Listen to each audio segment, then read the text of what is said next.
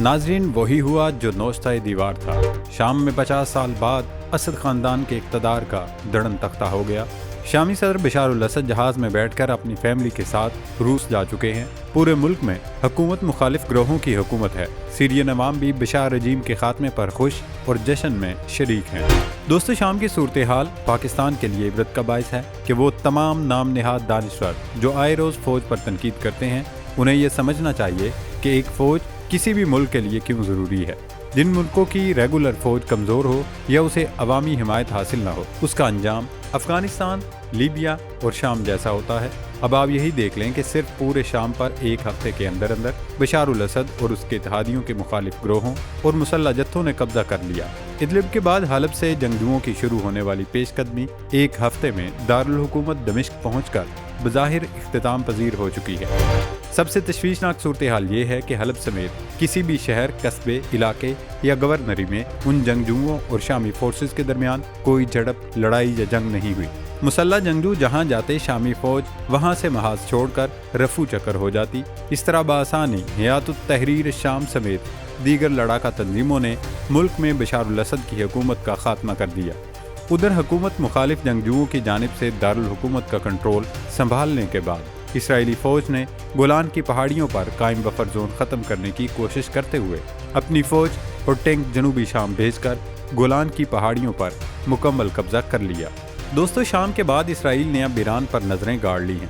Netanyahu ने ईरानी supreme leader Ayatollah खामनई को धमकी देते हुए कहा कि हमारा अगला हदफ ईरान होगा। हयातुत तहरीर शाम का कहना है कि बशार उल असद ने शामी सरजमीन को ईरानी अज़ाइम की तकमील का मैदान बना दिया था। अब हम शाम को किसी तुफैली रियासत नहीं बनने देंगे। तुर्क हुकूमत की जानिब से जंगजुओं की मुकम्मल हिमायत की गई है। तुर्क सदर रजब तैयब एर्दोगान ने अस्करी ग्रोहों के नाम अपने पैगाम में कहा कि शाम की नई हुकूमत में सब जमातों, तंजीमों और ग्रोहों की शमूलियत होनी चाहिए, यानी एक ऐसी कौमी हुकूमत तश्कील दी जाए जिसमें तमाम फरीकों की नुमाइंदगी हो और सब मिलकर हुकूमत चलाएं। ईरान की जानिब से इल्ज़ाम लगाया जा रहा है कि बशार के खिलाफ मुज़ाहमत की क़ियादत करने वाली हयातुत तहरीर शाम दरअसल इसराइल की प्रॉक्सी है और इस तंजीम को सियोनी रियासत की मुकम्मल हिमायत और मदद हासिल है, जबकि शामी लड़ाका तंजीम इस इल्ज़ाम को मुस्तरद कर रही है। इस वक्त हर जानिब एक ही सवाल की बाज़गश्त है कि शामी फ़ौज शहरों से इतनी जल्द क्यों पसपा हुई और दमिश्क कैसे अचानक रातों रात बशार रजीम के हाथ से निकल गया। इस सारे मामले पर आगे चलकर तफसीली डिस्कशन करेंगे। नाजरीन, मुसल्लह ग्रुपों की जानिब से बशार अल असद की हुकूमत के दड़न तख्ते के बाद मिलिट्री ऑपरेशन अथॉरिटी के कमांडर अबू मोहम्मद अल जोलानी दारुल हुकूमत दमिश्क पहुंच गए। तंजीम तहरीर शाम के सरबराह अबू मोहम्मद जोलानी ने अपना हकीकी नाम अहमद अशरा इस्तेमाल करना शुरू कर दिया। वो गुज़श्ता रोज़ मुसल्लह जंगजुओं के दरमियान दमिश्क की उमवी मस्जिद में दाखिल हुए। वहाँ उन्होंने खिताब किया और मिलिट्री ऑपरेशन अथॉरिटी की कामयाबी को सराहा। अहमद अशरा ने अपनी तकरीर के दौरान कहा कि बशार अल असद ने शाम को ईरानी अज़ाइम के लिए एक फार्म बनाकर छोड़ दिया था और उन्होंने शाम को फ़िरका वारियत का गढ़ बना दिया। नाजरीन, इस वक्त शाम में $1 मिलियन सवाल ये बना हुआ है कि कई दहाइयों से शाम के इक़्तिदार पर काबिज असद रजीम रातों रात कैसे ख़त्म हुए। उसकी सबसे बड़ी वजह तो शामी फ़ौज का मुज़ाहमतकारों के सामने बग़ैर मुकाबला सरेंडर करना है। इस सारी सूरत हाल के ज़िम्मेदार सिर्फ़ और सिर्फ बशार उल असद ही हैं, जिन्होंने शाम में अपोजिशन से मुज़ाकरात और बातचीत का रास्ता इख्तियार करने की बजाय उसे हथियार उठाने और मुसल्लह तंजीमों की हिमायत करने पर मजबूर किया। फिर लड़ाई के दौरान भी बशार उल असद ने अपनी फ़ौज को मजबूत करने की बजाय खाना जंगी के दौरान अपने इत्तेहादियों रूस, ईरान और हिजबुल्लाह पर इन्हिसार किया। एक जानिब रूसी जंगी तैयारों ने मुसल्लह तंजीमों के ठिकानों पर बमबारी की, जबकि ईरान ने इत्तेहादी ग्रुपों जैसे हिजबुल्लाह और इराकी धड़ों के जंगजू शामी फ़ौज की हिमायत के लिए भेजे और इन मुसल्लह तंजीमों को कुचलने की कोशिश की, जिसका नतीजा हमारे सामने है कि अब चूँकि रूस यूक्रेन में फंसा हुआ है, ईरान को इसराइली जारियत का सामना है, वहीं हिजबुल्लाह लबनान में अपनी बका की जंग लड़ रही है, तो शाम में बशार उल असद की मदद के लिए कोई नहीं आया। लिहाजा शामी फ़ौज मुज़ाहमतकारों के सामने रेत की दीवार साबित हुई और उसने लड़े बगैर ही हर महाज पर हथियार डाल दिए। तजियाकारों का कहना है कि बैरूनी क़ुव्वतों पर इन्हिसार के बायस शामी सिपाहियों में लड़ने का जज्बा बिल्कुल ही ख़त्म हो चुका था। इसके अलावा जहाँ तक रूस की मदद का ताल्लुक है तो हम इस हकीकत को नज़रअंदाज नहीं कर सकते کہ روسی سفید ریچھ جنگوں سے تھک چکا ہے، یوکرین میں اس کا جنگ کا تیسرا سال ختم ہونے کو ہے۔ ماسکو کا خیال ہے کہ شام میں اس کے خلاف ایک سازش رچی گئی ہے جو اس کی صلاحیتوں کو ایک اور طریقے سے ختم کر رہی ہے اور جو اس کی توانائیاں سمجھ نہیں سکتی، اس کے باوجود کہ وہ اسد حکومت کی واضح نزاکت کا یقین رکھتا ہے۔ شاید روس شامی فوج کی کمزوری کو اچھی طرح سمجھتا ہے۔ یہی وجہ ہے کہ اس نے اسد رجیم کے سقوط سے قبل ہی کہہ دیا تھا اس کا بشار الاسد کی حکومت بچانے اور اس کی مدد کا فی الحال کوئی منصوبہ نہیں ہے۔ سب سے حیران کن رد عمل ایران کی جانب سے آیا۔ ایرانی حکومت نے کہا کہ شامی حکومت اور بشار الاسد نے ہم سے کسی قسم کی مدد نہیں مانگی۔ اب اس بیان پر پوری دنیا حیران ہے کہ ایران اس وقت شام کا سب سے بڑا سٹیک ہولڈر سمجھا جاتا رہا تھا اور باغیوں یا حکومت مخالف جنگجوؤں کے ہاتھوں بشار کی شکست کو مغربی دنیا دراصل ایران کی شکست قرار دے رہی ہے۔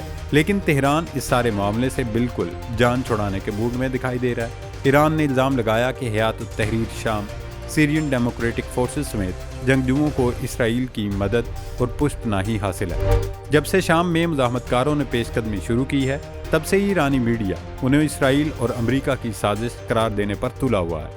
ایرانی سرکاری نیوز ایجنسی ارنا اپنی رپورٹ میں کہا کہ صہیونی حکومت شام میں تحریر الشام سمیت مختلف مسلح گروہوں سے براہ راست رابطے میں ہے۔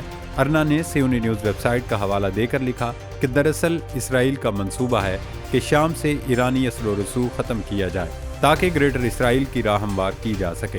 گزشتہ روز بھی اسرائیلی ٹینک اور فوجی شام کے علاقے میں قائم گولان کے بفر زون میں گھس گئے تھے، لیکن مزاحمتی فورسز سے جھڑپ کے بعد صہیونی فوج کو پیچھے ہٹنا پڑا۔ اور اب ذکر کرتے ہیں کہ شام میں مسلح تنظیموں کی جانب سے اقتدار پر قبضے کے بعد ممکنہ طور پر مستقبل کا کیا منظرنامہ ہوگا۔ ایک صورتحال یہ ہو سکتی ہے کہ شام کی اپوزیشن دمشق کی طرف پیش قدمی کرنے اور اس پر قبضہ کرنے کے ساتھ ساتھ سیرین ڈیموکریٹک فورسز یعنی SDF کا مقابلہ کرے، اسے شکست دے کر شام کو اسلامک اسٹیٹ بنانے میں کامیاب ہو جائے، لیکن عملاً ایسا ہوتا دکھائی نہیں دیتا کیونکہ سیرین ڈیموکریٹک فورسز ملک کی دوسری بڑا مسلح تنظیم ہے اور اس کے کنٹرول میں کافی علاقے ہیں، لہذا شام میں ایک بار پھر خانہ جنگی کا خدشہ رہے گا۔ دوسری صورت میں تجزیہ کاروں کا کہنا ہے اگر حزب اختلاف اور بشار کا تختہ الٹنے والی مسلح تنظیموں کے درمیان پاور شیئرنگ پر سمجھوتا نہ ہو سکا تو اس کا نتیجہ شام کے حصے بکھرے ہونے کی صورت میں نکلے گا۔ ممکنہ طور پر شام کو انتظامی طور پر 3 حصوں میں تقسیم کرنے کے بعد 3 ریاستیں بنا دی جائیں، جہاں دارالحکومت دمشق میں مرکزی حکومت ہوگی اور ملک کے تمام بیرونی معاملات وہ دیکھے گی، جبکہ حلب میں اسلامی حکومت قائم کر دی جائے۔ ترکیہ کی سرحد کے ساتھ علاقوں پر مشتمل ایک کرد حکومت قائم ہو سکتی ہے، لیکن یہ تجویز کسی بھی صورت ترکیہ کے لیے قابل قبول نہیں ہوگی۔ اس کی وجہ یہ ہے کہ جب کردوں کی الگ ریاست بن جائے گی تو کرد آرمی کے حوصلے مزید بڑھیں گے اور پھر وہ ترکیہ میں گھس کر کاروائیاں کریں گے، کیونکہ کرد عراق اور ترکیہ کے سرحدی علاقوں پر اپنا دعویٰ کرتے ہیں اور وہ ان علاقوں کو ملا کر الگ ریاست حاصل کرنا چاہتے ہیں۔ ترکیہ کے علاوہ ایران بھی شام کی صورتحال کا اہم سٹیک ہولڈر ہے، کیونکہ شام ایران کی پہلی اسٹریٹجک فائل کی نمائندگی کرتا ہے۔ یہ سقوط شامی فوج میں افراتفری، کمزوری اور سیکورٹی کی خلاف ورزیوں کے بغیر نہیں ہو سکتا تھا۔